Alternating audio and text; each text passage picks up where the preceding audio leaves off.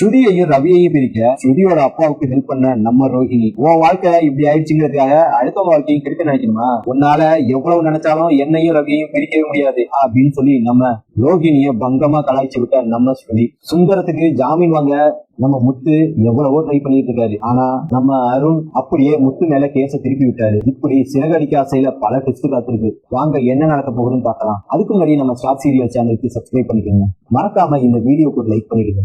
இன்னைக்கு சிறகடிக்க ஆசையில நம்ம முத்து சுந்தரத்துக்காக வெயில் வாங்கணும் அப்படின்னு வக்கீல் கிருஷ்ணாராம பார்க்க போயிருக்காங்க இல்லையா? அங்க நம்ம முத்துக்கு ஒரு பெரிய அதிர்ச்சியை காத்திருக்கு. நம்ம வக்கீல் கிருஷ்ணாராம் இந்த கேஸை எடுத்துக்க முடியாது, ஆனா என்னோட ஃப்ரெண்ட் ஒருத்தி இருக்கா, அவளை போய் பாரு அப்படின்னு சொல்லி இன்னொரு வக்கீலுக்கு நம்ம முத்துவை அனுப்பி வைக்கிறாங்க. அங்க போனா நம்ம முத்துக்கு இன்னொரு அதிர்ச்சி காத்திருக்கு. வக்கீல் முத்து எதிர்பார்த்ததோட பெரிய அமௌண்டா கேக்குறாங்க.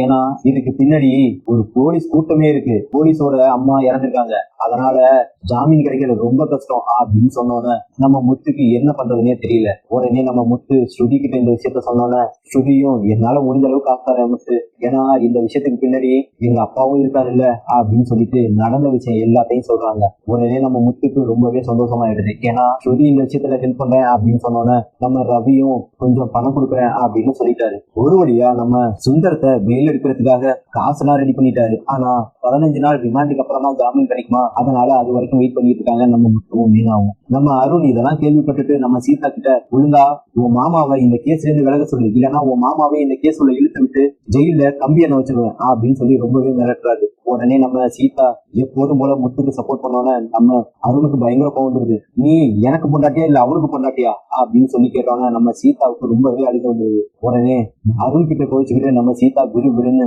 அவங்க அம்மா வீட்டுக்கு போயிடுறாங்க. அதுக்கப்புறம் நம்ம ரவியோட கதைக்கு வருவோம். ரவியும் ஸ்ருதியும் இந்த காலத்துக்கு சேர மாட்டாங்க போல. ஏன்னா நம்ம நீத்துக்கு இந்த மாதிரி ஆயிடுச்சு, அதே மாதிரி ரெஸ்டாரண்ட்டுக்கும் டீ வச்சு கொடுத்துட்டாங்க அப்படின்னு தெரிஞ்சதுக்கு அப்புறம் ரவி ஸ்ருதி கிட்ட, இனிமே நான் அந்த ரெஸ்டாரண்ட்டுக்கு வெளியே வர மாட்டேன், ஆனா நான் நீத்து லவ் பண்ணல, அதுக்காக நீ சொல்றதெல்லாம் கேட்பேன் அப்படின்னு நினைக்காத அப்படின்னு சொல்லிட்டு கோவமாவே போயிடுறாங்க. நம்ம ஸ்ருதிக்கு என்ன சொல்றதுன்னே தெரியல. இவ்வளவு நாள் ரவி மேல மட்டும் தப்பு இருந்துச்சு, அதனால நம்ம கோவப்படுறதுக்கு ஒரு காரணம் இருந்துச்சு. இப்ப எந்த காரணமுமே இல்லையே, ஒருவேளை நம்மளை விட்டு ரவி ஒரே தெரியா போயிடுவானோ அப்படின்னு நினைச்சு ரொம்பவே வருத்தப்படுறாங்க. இதெல்லாம் நம்ம முத்து கிட்டையும் மீனா கிட்டையும் சொல்லிட்டு ரொம்பவே அழுகுறாங்க. உடனே நம்ம முத்து ரவிக்கு போன் பண்ணி, டேய் நீத்துக்கு இந்த மாதிரி நடந்ததுக்கு நானும் வருத்தப்படுறேன்னா, ஆனா அதுக்காக ஸ்ருதி மேல ஏதாச்சும் தப்பு இருக்கா, ஸ்ருதியோட வாழ்க்கை எதுக்கு நீ இந்த மாதிரி பண்ற அப்படின்னு சொல்லி கேட்டோன்னே ரவி கோவமாவே, டேய் இது எங்களோட பர்சனல் விஷயம், இந்த விஷயத்துல நீ எல்லாம் தலையிடாத அப்படின்னு சொல்லி போனையுமே கட் பண்ணிடுறாங்க. நம்ம ரவி இந்த மாதிரி யாருக்கிட்டயுமே பேசுறது இல்ல, அதுவும் முத்துக்கிட்ட இது மாதிரி எப்போதுமே பேசியிருக்க மாட்டார் இல்லையா, அதனால முத்துக்கு ரொம்பவே வருத்தமாயிடுது. இதை நம்ம மீனா கிட்ட சொன்னோன்னா மீனாவுக்குமே பயங்கர கோவம். என்னங்க ரவி அந்த நீத்துக்காக இவ்வளவு தூரம் நம்ம கிட்ட இப்படி கோவப்பட்டு பேசுறாரு அப்படின்னு சொல்லி வருத்தப்படுறாங்க. நம்ம ஸ்ருதியும் இருந்துகிட்டு, அவன் இப்ப ரொம்பவே மாறிட்டான், அதுவும் நீத்துக்கு இந்த மாதிரி ஆயிடுச்சு இல்லையா, அதனால என்ன கண்டுக்கவே மாட்டேங்கிறான், நான் போன் பண்ணாலும் எடுக்கிறது இல்ல அப்படின்னு சொல்லிட்டு அழுகுறாங்க. உடனே நம்ம விஜயா இருந்துட்டு, இதுக்கு 2 பேரும் ஒரு விஷயத்துல உள்ள நுழைஞ்சிட்டேன்னா இந்த மாதிரிதான் ஆகும், நான் அப்பவே சொன்னேன் இல்ல ரவி இந்த மாதிரி ஆள் இல்ல, ரவி கிட்ட ஒழுங்கா பேசி வீட்டுக்கு வா அப்படின்னு கூப்பிட்டேன்ல, இப்ப மாதிரி எப்படி ஆயிடுச்சு அப்படின்னு சொல்லிட்டு ஸ்ருதி இருந்துட்டு, ஆண்டி இதுதான் சாக்குன்னு நீங்க என்னையும் முத்து மீனாவையும் மட்டம் தட்டி பேசுறான்னு நினைக்காதீங்க, ரவி கூட நான் எப்படி இருந்தாலும் சேரதான் போறேன், அதுக்காக நான் உங்ககிட்ட ஏதாச்சும் ஹெல்ப் கேட்டேன்னா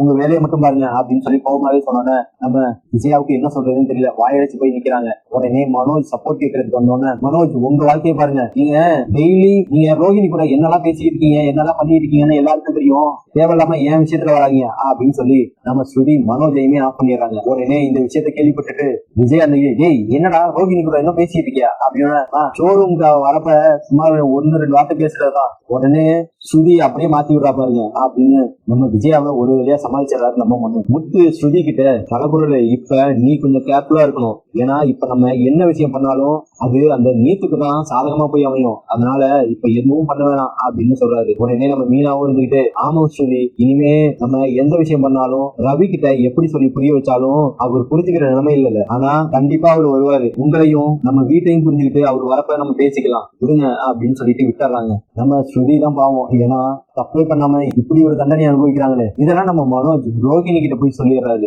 ஏன்னா இப்ப கொஞ்சம் கொஞ்சமா ரோஹிணியும் மனோஜும் அதே மாதிரி பேச ஆரம்பிச்சிட்டாங்க. அதனால இந்த விஷயத்த மனோஜ் ரோஹிணி கிட்ட சொன்னதுக்கு அப்புறம் ரோஹிணிக்கு பயங்கர சந்தோஷம். ஏன்னா ஸ்ருதிக்கு இந்த மாதிரி ஒரு நிலைமை வரும் அப்படின்னு ரோஹிணியை எதிர்பார்த்துக்க மாட்டாங்க. நம்ம முத்து அடுத்த நாள் கேஷுவலா வீட்டுல உட்காந்துருக்கும் போது விறுவிறுன்னு போலீஸ் வந்து, இங்க யார் முத்து அப்படின்னு கேட்டோன்னா, நான் தான் முத்து, என்ன வேணும் அப்படின்னு சொல்லிட்டு இருந்ததே, இல்லையா இவனை இழுத்துட்டு ஸ்டேஷன் போயா அப்படின்னு சொல்லிட்டு நம்ம முத்துவை போலீஸ் அரெஸ்ட் பண்ணி கூட்டிட்டு போறாங்க. உடனே மீனா அண்ணாமலை எல்லாரும் சார் எதுக்காக இழுத்துட்டு போறீங்க, எதுக்காக முத்துவை அரெஸ்ட் பண்ணி போயிட்டு இருக்கீங்க அப்படின்னு கேட்டோன்னே அருணோட அம்மா இறந்தாங்கல்ல, அதுல இவரு மேலேயும் சந்தேகம் இருக்கு. ஏற்கனவே அருணுக்கும் முத்துக்கும் ரொம்ப பெரிய சண்டை போயிட்டு இருந்திருக்கு. அதனால அருண் தான் இவரு மேல கேஸ் கொடுத்திருக்காரு. இவரையும் கூப்பிட்டு விசாரிக்க கோர்ட் ஆர்டரே இருக்கு அப்படின்னு சொல்லிட்டு கோர்ட் ஆர்டர் காட்டுறாங்க போலீஸ்லாம். உடனே நம்ம முத்துக்கு என்ன சொல்றதுன்னே தெரியல. பாத்தியாப்பா அருண் எந்த மாதிரிலாம் யோசிக்கிறான்னு. நம்ம தான் அவனை ரொம்ப சாதாரண ஆளா நினைச்சுக்கிட்டு இருக்கோம், பாருங்க எப்படிப்பட்ட வேலையை பார்த்துட்டு இருக்கான்னு அப்படின்னு சொல்லிட்டு நம்ம முத்து சரி விடுங்க சார் நானே வரேன் அப்படின்னு சொல்லிட்டு ஸ்டேஷனுக்கு போறாரு முத்து. நம்ம முத்துவையே ரிமாண்ட்ல வைக்க சொல்லிட்டாங்க. 2 பேரையும் ஜாமீன்ல எடுக்கிறதுக்கு நம்ம மீனா ஸ்ருதி 2 பேரும் ரொம்பவே கஷ்டப்படுறாங்க. ஒரு வழியா நம்ம முத்துக்கும் சுந்தரமுக்கும் ஜாமீன் கிடைச்சிருச்சு. ஏன்னா அருணோட அம்மா போன் பேசிக்கிட்டே ரோட கிராஸ் பண்ணதுனாலதான் இந்த ஆக்சிடென்ட் நடந்திருக்கு. இதுக்கும் முத்துக்கும் எந்த சம்பந்தமும் இல்ல. நம்ம சுந்தரமும் காரை ரொம்ப ஸ்பீடாவும் ஓட்டவும் இல்ல அப்படின்னு வக்கீல் ஆதாரத்தோட நிரூபிச்சுட்டாங்க. அதனால நம்ம அருணுக்கு சரியான கோபம். ஏன்னா அவங்க அம்மா இறந்துருக்காங்க இல்லையா. நம்ம முத்துவும் சுந்தரமும் வெளியில வந்ததுக்கு அப்புறம் அருணை பார்த்து பேச போறாங்க. நடந்த விஷயம் எல்லாமே ஆக்சிடென்ட் தான், சத்தியமா நான் வேணும்னே பண்ணல அப்படின்னு சொல்லி சுந்தரமும் சொல்றதுக்கு ரெடியா இருக்காங்க. ஆனா நம்ம அருண் 2 பேரையும் பார்த்தோன்னே எதுக்காக நாங்க வந்திருக்கீங்க, என்னையும் பிளான் பண்ணி கொள்ளன்னு பாக்குறீங்களா அப்படின்னு சொல்லிட்டு கோவப்பட்டு எழுந்து போனோன்னு நம்ம முத்து இருந்துகிட்டு அருண் நடந்த விஷயத்துக்குலாம் நான் சாரி கேட்டுக்கிறேன், சத்தியமா இதுக்கும் சுந்தரமுக்கும் எனக்கும் எந்த சம்பந்தமும் இல்ல, நாங்க போய் இதெல்லாம் பண்ணுவோமா அப்படின்னு சொல்லிட்டு இருக்கும்போதே நம்ம அருண் இருந்துகிட்டு ஏய் தெரியும்டா பண்றதெல்லாம் பண்ணிட்டு இப்ப சாரி கேட்டா எல்லாம் சரியாயிடுமா, முதல்ல 2 பேரும் வீட்டை விட்டு வெளியே போங்க அப்படின்னு சொல்லிட்டு கோமாவே எழுந்து போயிடுறாரு. நம்ம முத்து நேரா சீதாவை பார்த்து பேச போறாரு. சீதாவை பார்த்தோன்னே சீதா சத்தியமா இதை வேணும்னு பண்ணல சீதா அப்படின்னு சொல்லிட்டு நம்ம சுந்தரம் அழுத உடனே அண்ணா எனக்கு தெரியுனே நீங்க வேணும்லாம் பண்ணிருக்க மாட்டீங்கன்னு, இது நடந்தது வெறும் ஆக்சிடென்ட் தான் அப்படின்னு எனக்கும் தெரியும். ஆனா அதை அவர் புரிஞ்சுக்க மாட்டேங்கிறாரு.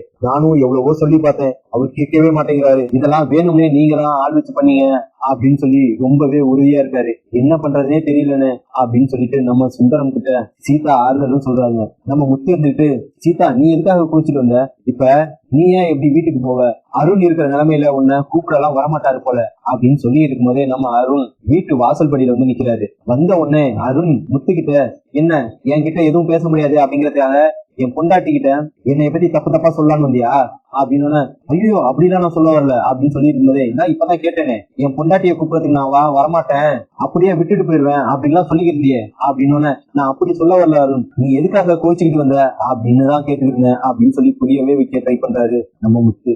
ஆனா நம்ம அருண் சரியான கோவத்துல சீதா இப்ப என்ன வீட்டுக்கு வரியா வரலையா அப்படின்னு நம்ம சீதா என்ன சொல்றதுன்னே தெரியாம பேக் எல்லாம் எடுத்துக்கிட்டு நம்ம அருண் கூடயே போயிடுறாங்க. இப்படி சிறகடிக்க ஆசையில அருணுக்கும் முத்துக்கும் சரி பண்ணவே முடியாத சண்டையா போயிட்டு இருக்கு. இதை பத்தி நீங்க என்ன நினைக்கிறீங்க அப்படின்னு கீழே கமெண்ட்ல சொல்லுங்க. மறக்காம ஸ்டார் சீரியலுக்கு சப்ஸ்கிரைப் பண்ணிக்கோங்க.